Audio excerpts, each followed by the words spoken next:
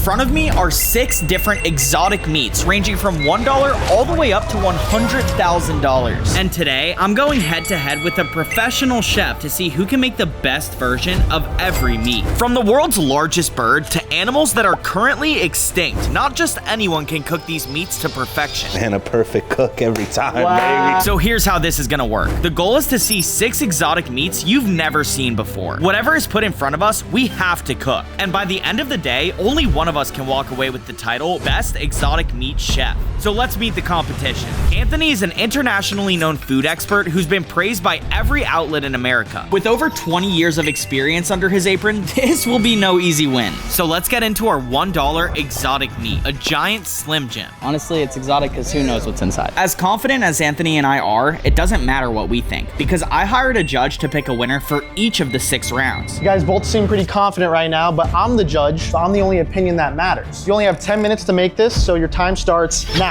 The first thing I'm gonna be making is Slim Jim ramen. I'm gonna start grating it as if it's like cheese. As I got to making ramen, Chef decided he's gonna be making a Slim Jim sushi roll. Definitely doesn't sound appetizing, but with $1, we weren't left with many options. So right now I'm peeling these carrots. I'm gonna cut some nice strands. The most important part to making good sushi is making sure you've got rice that's at a good consistency. That's what Anthony is focusing on right now. Salt actually makes the water boil a lot faster. So now I'm gonna add my sushi rice. I, on the other hand, only need to boil water and let my ramen sit for 1 minute for my meal to be ready. I just need to figure out how to use the stove.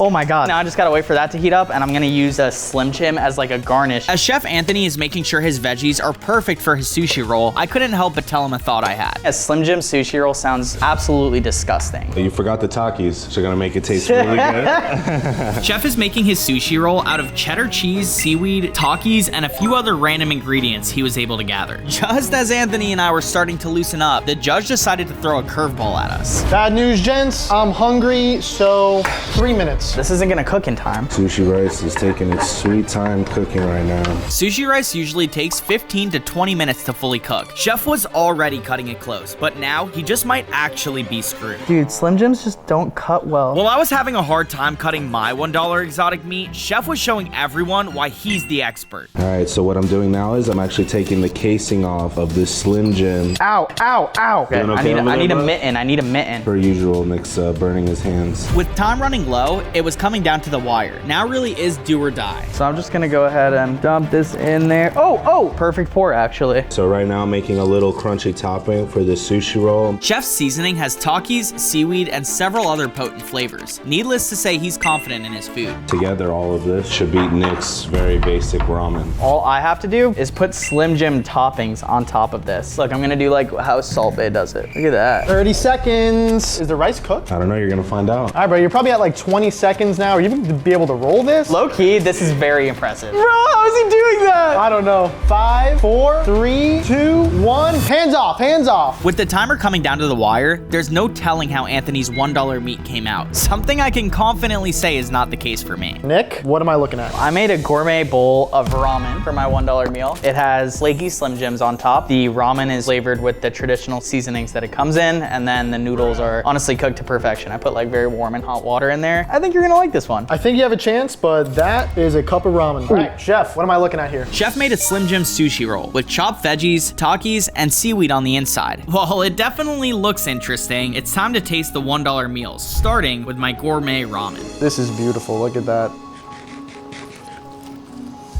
I mean, ramen's a classic, dude. I'll eat this whole thing. I think I'm gonna down this right now. I'm happy Massimo likes my ramen enough to finish it, but round 1 isn't over until he claims a winner. And now it's Anthony's turn. If you don't mind, add in some of that furikake seasoning. Whoa, whoa, whoa, you should have prepped it. No. Let the judge be the judge, okay? Okay, all right. This guy, here we go.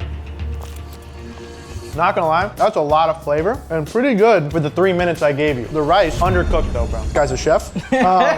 Even though we're laughing, this competition is serious. It's time for Massimo to claim the winner for round 1. Valiant effort from both of you guys. After trying both your dishes, I gotta give the first round to Nick. Oh, Bro, let's go. Starting out with a dub against a professional chef. I think you got lucky on that one. I don't think this was luck, bro. I think this was skill. You made sushi roll out of a Slim Jim. We're off to a good start, but not out of the woods yet. Especially because for our $10 meal, we're cooking kangaroo meat, which is one of the hardest meats to cook currently. More on why it's hard to cook later. You guys both have 30 minutes, starting now. I'm gonna be making kangaroo chow mein. I've never made chow mein in my entire life. So we got a kangaroo Wellington that we're gonna make today. Chef shocked me when he mentioned he's making a Wellington because it's one of the hardest dishes to make. Traditionally, it's a large piece of meat in the center of a pancake crepe with a mushroom filling inside. This is also the dish that made Gordon Ramsay as popular as he is today. Little secret ingredient, I'm gonna use some wagyu beef tallow. Since the kangaroo is a very lean meat, this is gonna add some fat that it desperately needs and a lot of flavor. Do you even know the nuances to cooking kangaroo? Kangaroo is no ordinary meat. It only has 1 to 2% fat content, compared to most cows having 15 to 20%. This changes the way that heat moves throughout the cut and makes it particularly hard to cook for first timers. That wasn't gonna stop Anthony though. Do you know what a Wellington is? I've heard of it. You're avoiding the question because you know I'm a better kangaroo chef than you. Ow!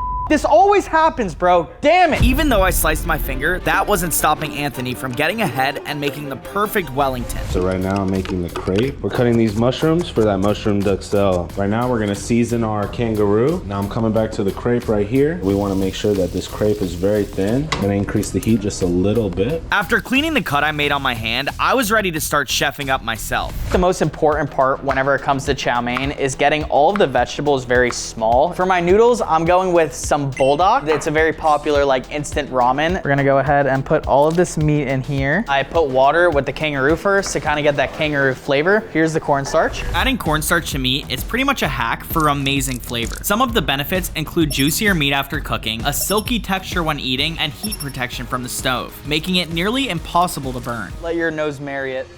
Not bad. Yeah, Not yeah. bad. As impressed as Massimo was with my chow mein, he was also scouting out Anthony. Dang, is that a pancake? That is a pancake. No way. Yes, sir. That looks super good. Chef is chefing right now, though, dude. A little bit better than whatever's going on over here. Listen, bro. We're actually gonna sear that bad boy right there. You didn't season this? There's salt on there. Just salt? That's all you need. I hope it's ready pretty soon because there's only 20 minutes left, guys. It's time for me to actually cook this meat right now, and then after the meat is cooked, I'm gonna go ahead and add all of my prepped vegetables. I kind of have the luxury of time because it's not as like crazy as a dish a chef is making. So I'm rolling the kangaroo because I don't want it to overcook in a certain spot. I'm gonna put some mushroom duxelle and we're gonna render these down. This is a very important process. We're brushing on some Dijon right here, all throughout all the crevices. You don't want to miss a beat. As Anthony was cooking, I was busy making my space presentable for the judge. Extra virgin olive oil into this cast iron skillet. I'm gonna put as much kangaroo as I can fit without overdoing it. That smells like it's burnt. That's definitely not. I'm gonna put some sage in here, add some flavor. So we're adding the mushroom duxelle with the shallots to our crepe. You're putting pancakes and mushrooms together? I am. It's a very good classic. When Chef mentioned mushrooms and pancakes are a classic, I gasped. But after doing some research, it turns out this combination is extremely popular in Central and Eastern Europe and is where the beef Wellington was invented. So we're gonna take our kangaroo, we're gonna put it right in the middle here without using the sharp side of the knife. I'm gonna kind of take the excess out. What are you doing right now? You're rolling? So I'm rolling the crepe into the kangaroo and then we're gonna put it in the freezer so it could hold its shape. Should be overnight. Overnight. You guys actually have like 10 minutes. Oh my God, my kangaroo chow mein is burning. So what I'm gonna do is attempt to flip all this. Ow, the cast iron skillet is so hot. While I was struggling to make my chow mein, Chef Anthony decided he was going to educate me on food safety. So the goal to cook your kangaroo is 120 degrees internal. I think he's gonna overcook his. I've cooked more kangaroos than you in your entire life. Not only was I cooking Anthony with insults, but my meal was coming out good too. I layered in veggies and added lots of spicy bodak sauce. I think I got ahead of myself though, because then this happened. Oh, I'm on fire, I'm on fire.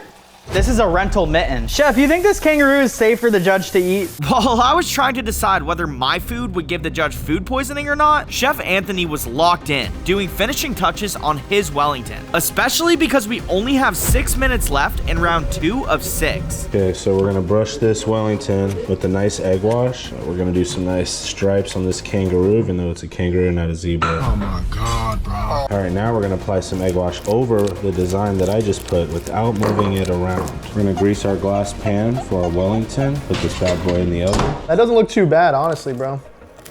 You're gonna like it. Am I? You're gonna like that. Now that I'm finished with my food, I am feeling super confident. The only thing left to do is cast doubt in Anthony's head. Not a lot of people know when it comes to a beef Wellington, it's one of the easiest things to overcook or undercook. It's very hard. This could be where I take my huge lead right now. With so much building up to this moment, there's no telling how Anthony's kangaroo Wellington was going to come out. But after he took it out of the oven, I'd be lying if I said I weren't nervous for this round. Oh, you hear that? Listen, listen.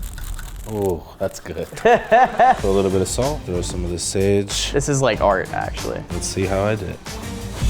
Man, a perfect cook every time, Wow. baby. Let's go. By the way Anthony is celebrating, I'm starting to think I might be screwed this round. I still have one trump card though. It's not over until the fat lady sings, and Massimo is the fat lady, am I right?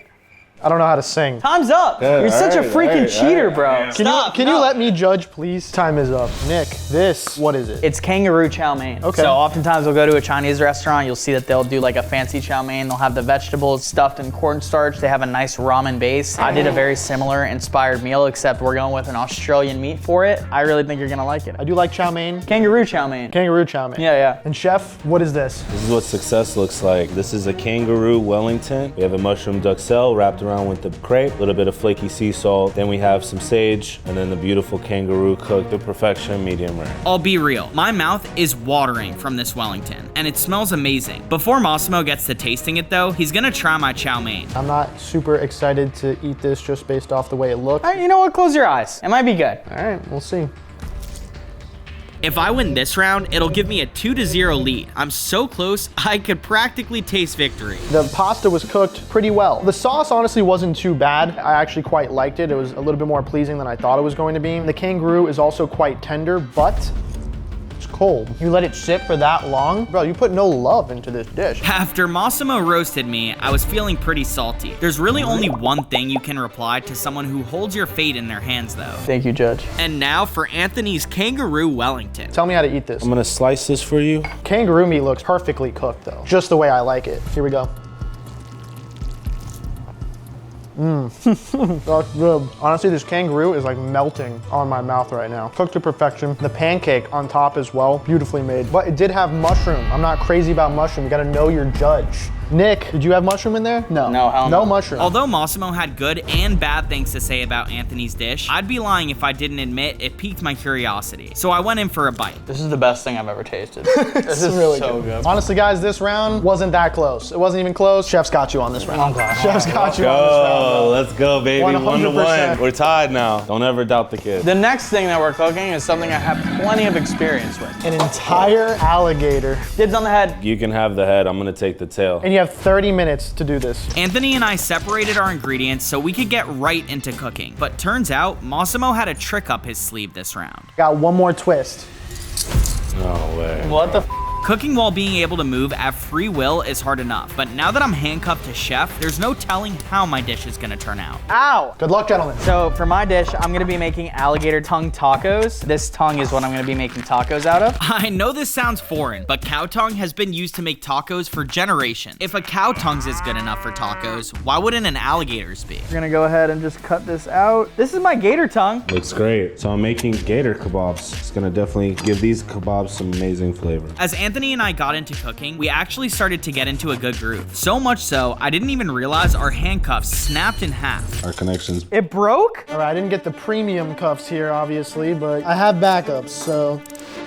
Something on the back of my mind the entire time is that I want to make sure I'm consistently asserting my dominance over Anthony. That way he knows who's boss. Okay, let's go. Notice how I call the shots here. I decide when we go different places, okay? It's important I cook my tongue at a low heat to make sure it doesn't overcook. Meanwhile, Chef Anthony is taking a very bold approach to his dish. Wow, that's a lot of barbecue sauces down. Wow, that looks interesting for sure. All right, so guys, I'm about to take my kebabs. We're gonna put them in the oven. For once, my dish is actually harder to cook than Chef's. He just has to wait for his kebabs to cook while I have to make my taco shells from scratch. It's time for me to put in my tortillas. I'm gonna make them nice and hard so that it's like a nice hard shell. You might want to flip it, brother. I already flipped it. Flip it again? Yeah. I wish I could say Anthony and I got along this round, but being handcuffed was really getting to him and he finally snapped. I need a spoon. Come on back. Do you need anything else? Because I'm sick of the back and forth. Good. I don't care Do you need what you're anything sick else? of. Bro, As angry as he sounded, it was all an act. you just want to wanted to burn my tortilla. You little fuck. Lucky for me, losing is not in my vocabulary, and I never give up. It's finally time for me to assemble my final creation. Got caramelized onion jam. So we're gonna put a little bit of caramelized onion. We're gonna put a nice batch of spinach. I have 2 toasted tortillas right now. We're gonna put our tomato, and then we're gonna layer our tongue on top of it. Needless to say, this alligator tongue taco looks incredible. But just as I was finishing my plate, Anthony's food got finished cooking. Stop, bro, I'm not done. With how intense things are getting, Anthony and I lost track of time. Luckily, we were both finished with our meals. All right, last stretch. 10, 9, All right, 8. I think we're done. I think we're both 6. done. Wow, how'd you guys get along? We didn't. Guys, talk to me. I'm excited. What am I looking at here, Nick? Luxury tongue taco. A lot of people make tacos out of tongue with cows. I figure with alligators it'd be the same. On the bottom, I have a double tortilla to give it that extra crunch when you take a bite. I have a unique onion jam rather than your traditional crunchy onions. I feel like this will be more of a potent onion flavor. We have spinach, a light garnish of cilantro, and tomatoes. I think you're really gonna like this dish. As confident as I am, Massimo wasn't impressed. And I say that because he didn't even reply to me. Chef, talk to me. As you can see, we got some alligator kebabs along with barbecue sauce glazed. Glazed. Thing is bathing in it. More barbecue sauce than I've ever seen on anything. I'll be the judge, guys. Nick, you're up first. Alligator tongue, here I go. There is a lot riding on this round. It decides who takes the lead between me and the chef. I'd be lying if I said that crunch didn't make me confident though. Sounds crunchy. Very interesting. The crunch on the tortilla was really good. I feel like the alligator tongue was an interesting choice. You had an entire alligator, you chose tongue. The meat's a little tough, but the tomato added a nice crunch to it. Caramelized onion was really good as well. Can't hate this dish. All right, chef. We got some portobello mushrooms, some red bell pepper, some white onion. It's got a Mediterranean rub. Smells delicious. You're just smelling the barbecue sauce. That looks disgusting. The barbecue sauce paired up really well with the alligator. There was a lot of barbecue sauce. I almost feel like it is overtaking the dish a little bit, and I can't really taste the alligator. It tastes like I just bit into barbecue sauce.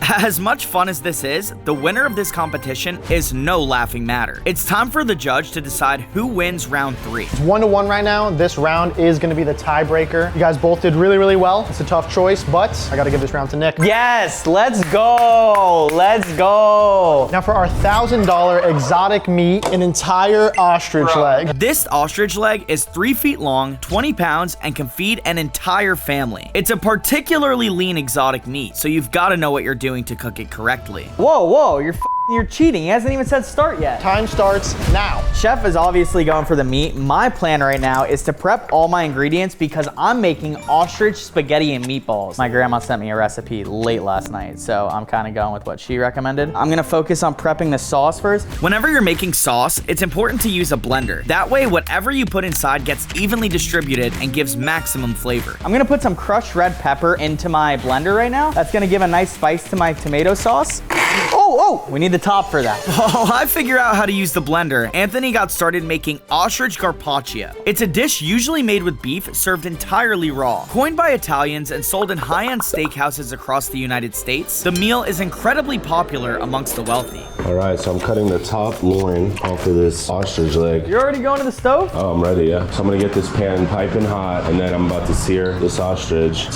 This is a raw dish, so you have to prepare this perfectly. I seared it fat side down. Chef recommends searing fat side down for 3 reasons. The first is because it increases flavor massively, having every bite make your mouth water. It also gives the meat a better texture after cooking and helps disperse the heat throughout the meat evenly. I'm gonna flip it again. I'm gonna put it on this side. Searing it right now to kill any excess bacteria. That way when you judge my dish, you live to see another day. To get my pasta to the consistency I'm looking for, it has to boil for 9 minutes. I should have enough time, but I'm definitely cutting it close. Meanwhile, Chef is making a sweet and savory vinaigrette for his carpaccio. Now I'm gonna make the vinaigrette. I'm gonna start with a little bit of olive oil, tablespoon of mustard, teaspoon of lemon juice. Chef finished off his vinaigrette with freshly squeezed pomegranate juice and started getting his garnishes ready for plating. Meanwhile, I was gearing up to cut the ostrich and start making my meatballs. I'm gonna cut off some of the fat from the ostrich, and then I'm gonna take some of the inside of it. Fat's very flavorful on any piece of meat that you're getting. Right now, I'm focused focus on mincing this ostrich meat. While I was chopping my meat to perfection, Chef decided he was going to clean his area and host a masterclass on how to cut carpaccio.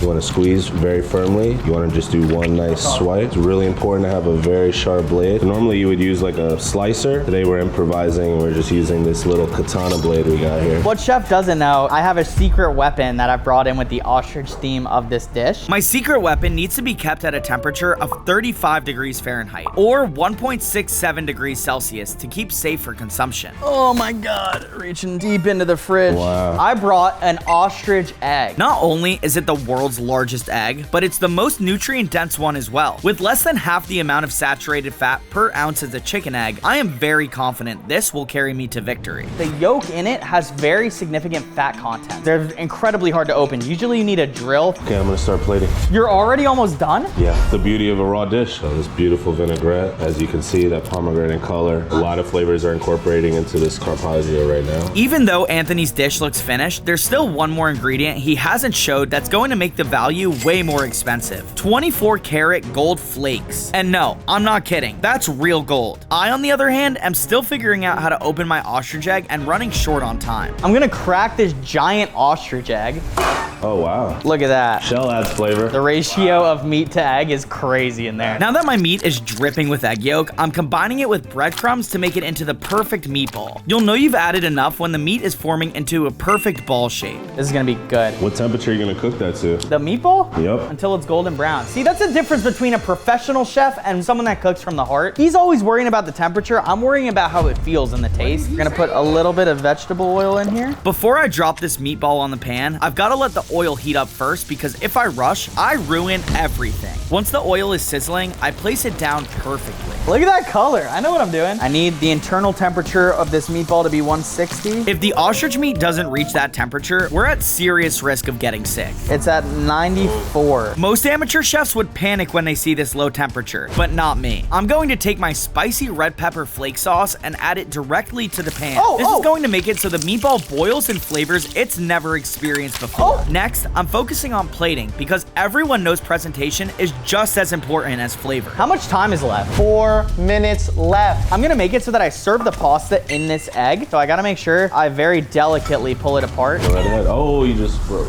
it a little bit. I'm gonna get my pasta now. My pasta is a little cold at the moment, but that's okay. I place pasta inside the egg, then crown it with our meatball. I'm not stopping there. I grab one more ladle of spicy Italian sauce and pour it right over the top. As I was doing this, it was really coming down to the wire, and Chef still had his ostrich carpaccio in the fridge. 10, 9, 8, 7. All right, so I can only use one flake for the budget, Nick said. 4. Chef, you're running out of time right now. You didn't even cook your meal. Notice how I call the shots here. $1,000 ostrich leg. I'm excited to see what you guys came up with. Nick, talk to me. I plated it in the egg of the ostrich that we used, marinating the meat inside the sauce so that you kind of get that gamey taste that a lot of people like from ostrich. Ostrich meat is one of the leanest red meats you can buy, which gives it a very unique flavor. And that's exactly why it costs so much to source. Overall, I think you're really gonna enjoy this. The egg was a great touch, right where it came from. Yeah. That's cool. Thank you. This dish may look like normal spaghetti and meatballs, but the plate costs $1,000. And the next two dishes are 10 times more expensive than the one before. All right, chef. We have an ostrich carpaccio, sliced very thin, a nice pomegranate marinade for you. You got some spinach in the middle, and then you could see my secret ingredient, that beautiful 24 karat gold. That is real 24 And karat that's edible gold. Okay, this looks beautiful, by the way. This is professional chefed up right now for sure. It's clear the judge is interested in our $1,000 exotic meat, but he's still keeping his opinion a secret. And when you're serving meat that costs this much, that silence is terrifying. Let's start. So I want you to get a bite of the Dude, you meatball. can't tell the judge how to eat. All right, so you're gonna get a cut up. Bro, you broke the my plate. plate. Here we go. The meatball was cooked to perfection. I actually think you nailed the sauce. Thank you, Judge. The bad part about it though, the egg was falling apart, which was a little bit disappointing. That was your fault. It's your egg. Also, the pasta was a little bit too hard. Maybe you undercooked it somehow. That actually might have taken some skill. Overall, very tasty. I would continue to eat this dish. Really? Absolutely. Even with the judge complimenting me, I'd be lying if I said I were confident this round. Chef Anthony having actual gold on his food makes me very intimidated. Here we go. It's gonna take me a second. Must be really chewy and not good. This plate is extremely professional. I actually really enjoyed the gold. The first thing that I tasted when it hit my mouth was definitely the sauce. You taste the pomegranate? I did taste the pomegranate. The pomegranate was a very nice touch. The raw bird kind of throws me off a little bit. If this was steak, you absolutely would have nailed that. Overall, the dish was prepared very well. Even though my fate is in the judge's hands, I'm not down for anyone to beat around the bush. It's time for me to assert my dominance. I can't really say that I disliked it. He's being nice. You failed this $1,000. Hey!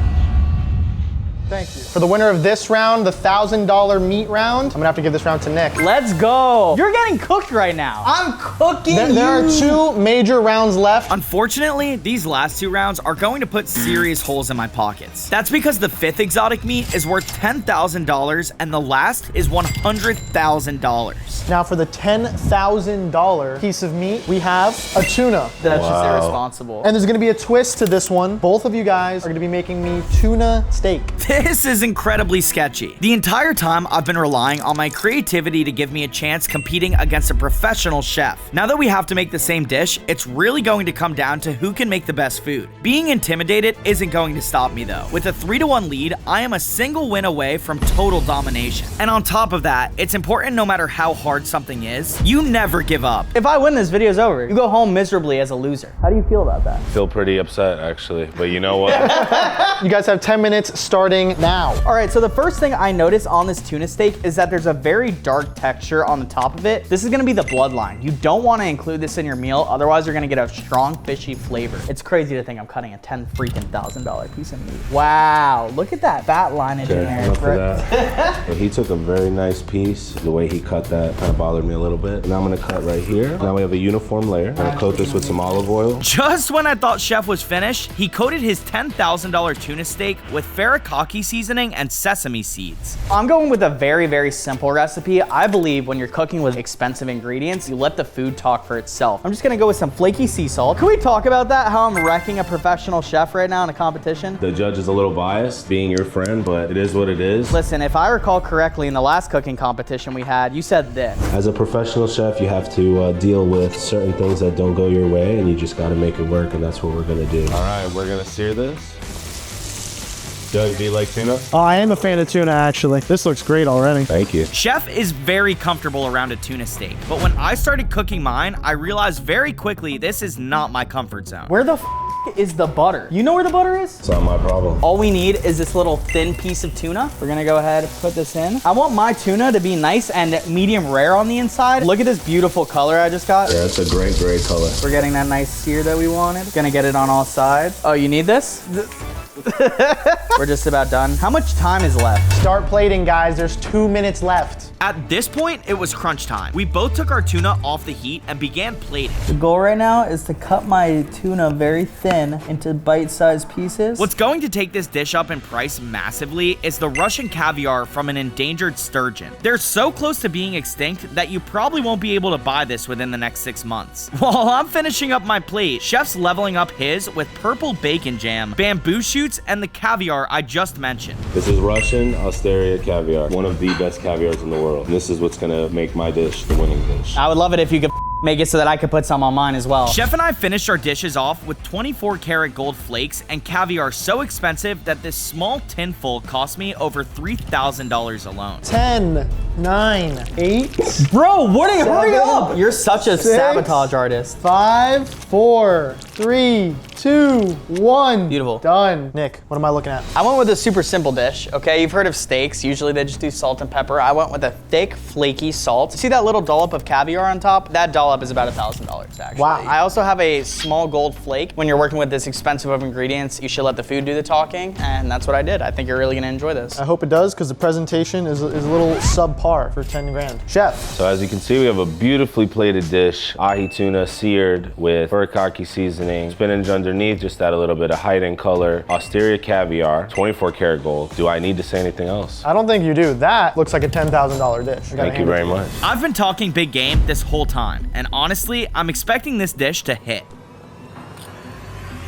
I am so nervous about this rating. If I lose this round, Chef has a solid chance at fighting back. Like the video for good luck in 3, 2, 1. So Nick, your dish was very good. Your like worked! Not only did it give me good luck going into this round, but liking is also a free way to support the channel and appreciate it a ton. The real question is, can it win me this competition though? The saltiness was really nice with the tuna. It gave it that oceany flavor. The caviar gave it a lot of really nice texture. But I will say, the salty flakes that you put on there overpowered the taste of it. I almost couldn't even like taste the caviar. And I'm a little bit disappointed on the presentation, I gotta admit. This was a $10,000 dish. Maybe chef was hogging the gold, but come on, this wasn't worth more gold. The tuna was cooked very, very well. It honestly melted in my mouth in a great way. Thank you, Judge.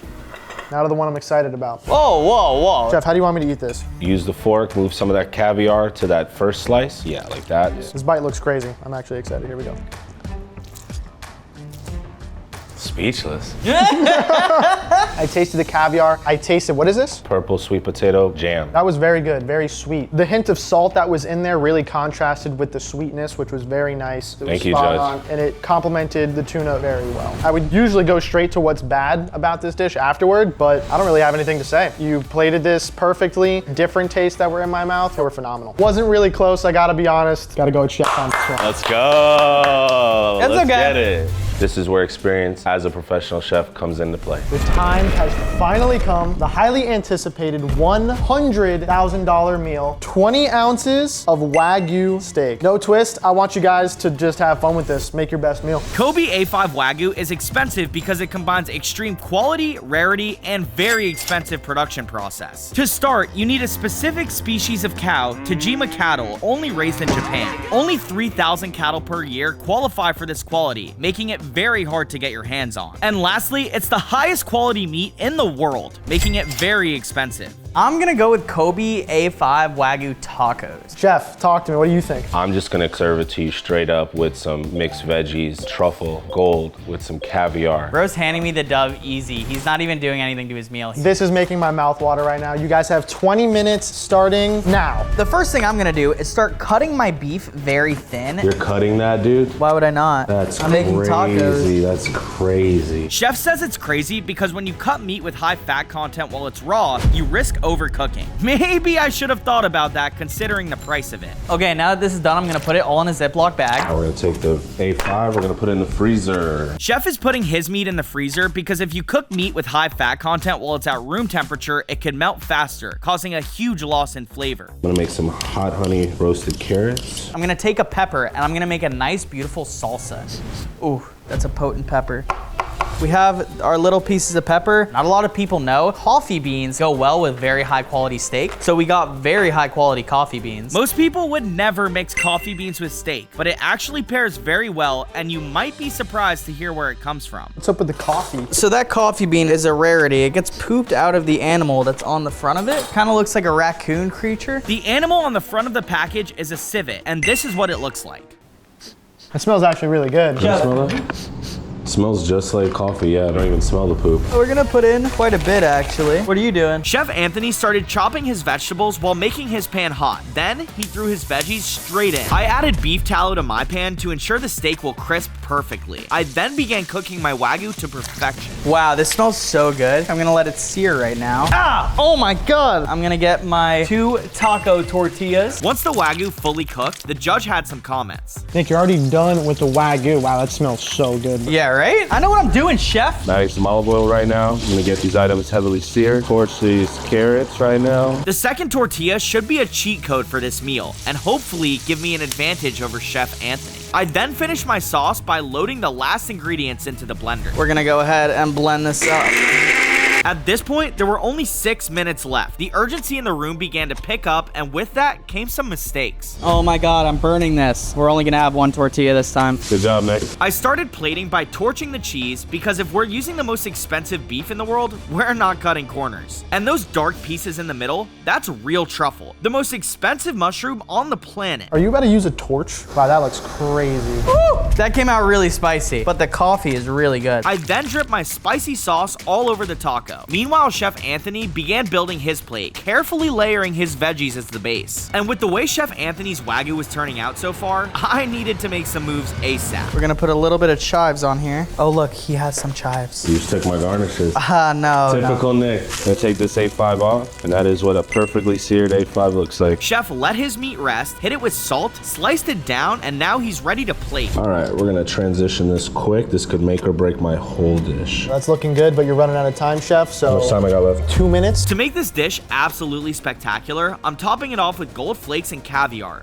Eventually. Stop using all the caviar, bro. Bro just put $5,000 worth of caviar in his dish. That's expensive as hell. That is beautiful. That caviar is so good. You just ate $1,000. It's like oily and fresh. Stop eating my food. 10, 9, 8, 7, 6, 5, 4. Oh my God, it's the wrong 3, side I was grading this. 2, 1, done. For these dishes, I want to hear about them from you guys. Nick. I made a Japanese A5 Wagyu taco. There is brie truffle cheese on the bottom of it. There's 24 karat gold on that taco and about $2,000 worth of sturgeon caviar, all finished off with shredded truffle on top as a garnish. Very surprised if I lose this. I'm very bummed. Chef, this looks beautiful. Talk to me about it. We have A5 Wagyu, seared to perfection with black winter truffle, Russian caviar, 24 karat gold. To complement this amazing meat, we have some honey roasted carrots with some portobello mushrooms, red onion, roasted red pepper, and then there's also some truffles. You told me to make you a $100,000 dish. This is what I did. I'm excited to get into it. Starting with Nick's dish. Let's go.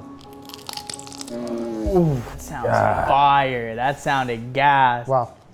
Oh. Nick, a lot of good to say about this taco. The ingredients were phenomenal. That crunch spoke for itself. The Wagyu melted on my tongue. Oh my God. Amazing. And of course the 24 karat gold, didn't taste it, but it's fun. It will be hard to beat this dish. This is probably the best taco I've ever had. Actually? Yeah, this is. May I? Absolutely. I haven't even tasted my own food. That's so gas. Okay, I need it. The way you guys are hyping this up. Get a good one. Wow.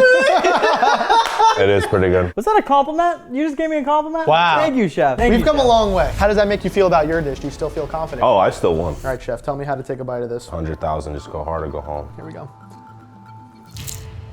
Wow. Okay. I didn't even hear you chew. I didn't. I just swallowed it.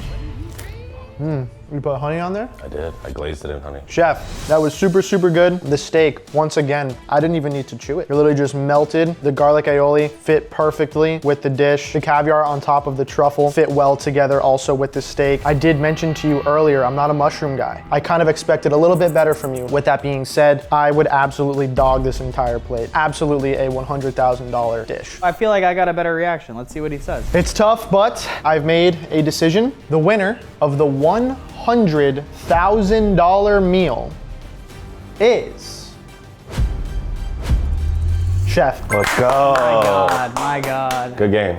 All right, guys, obviously that brings the score to 3-3. That makes us tied, and I want you to be the deciding factor. Leave a comment on this video right now if you think I won, or like the video if you think Chef won. Please, guys, leave a comment. I just want to win one of these cookies. I swear I've never won any one of these. Pick me. You already know. He's a literal pick me. Don't give in to him. He's begging for likes. Okay.